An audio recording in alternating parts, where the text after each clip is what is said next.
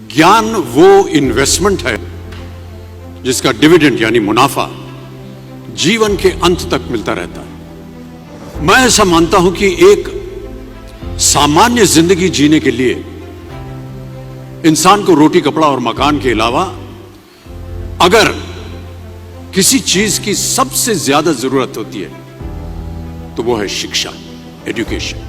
आपके पास यदि धन है तो आप उसे गोल्ड में कन्वर्ट कर सकते हैं। धन हो या सोना,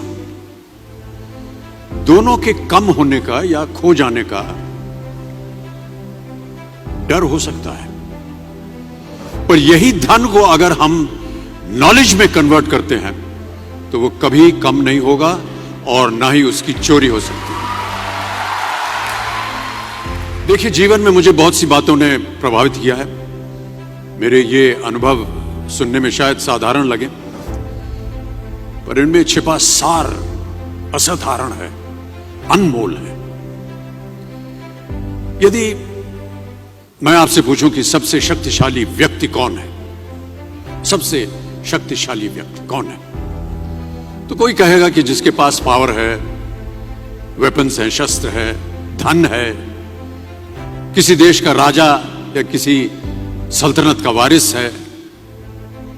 मेरा ऐसा मानना है कि वेपन्स, मनी किसी को पावरफुल नहीं बनाते, या अगर बनाते भी हैं तो कुछ समय के लिए ही बना पाते। दौलत आज होगी, कल नहीं। शस्त्र का ज्ञान तभी तक काम आएगा जब तक वो शस्त्र चल सकता है। Once it is used it becomes obsolete. पर शास्त्र का ज्ञान कभी नहीं रुकता। Knowledge can never be obsolete. शास्त्र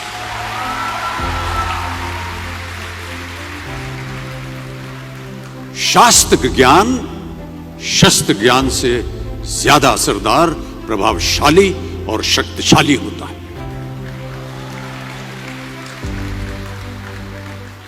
अब देखिए, एक राजा ने कितने राज्यों पर विजय प्राप्त की, कौन कौन से शस्त्रों का इस्तेमाल किया, कितने सैनिक थे, यह शायद आपको याद न हो,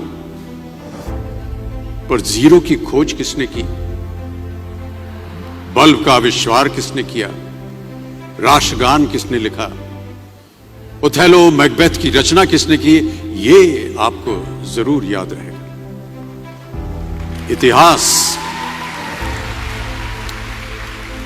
इतिहास गवाह है कि एक राजा अपनी शक्ति के बल पर केवल वहीं तक पूजा जाता है जहां तक उसका साम्राज्य फैला होता है।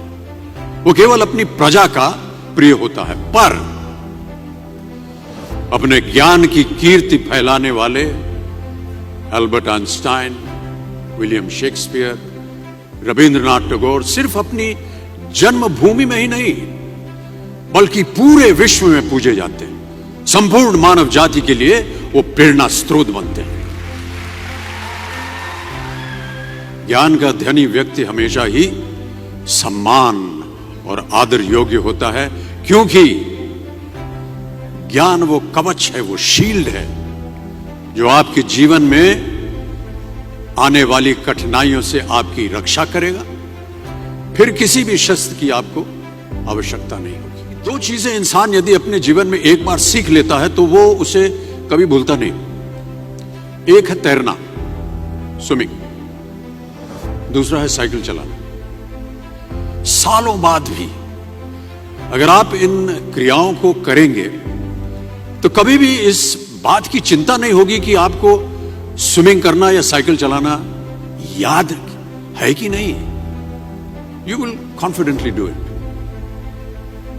काश कि हम पढ़ाई भी इसी नजरिए के साथ करें, that when you will chase knowledge, numbers will always follow.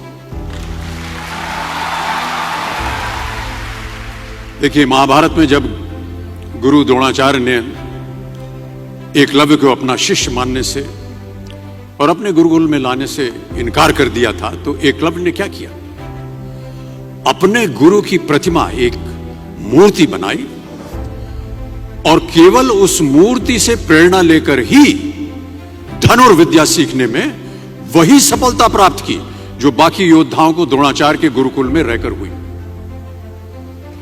उस प्रतिमा के रूप में एकलव्य को हमेशा अपने गुरु के पास रहने का एहसास था।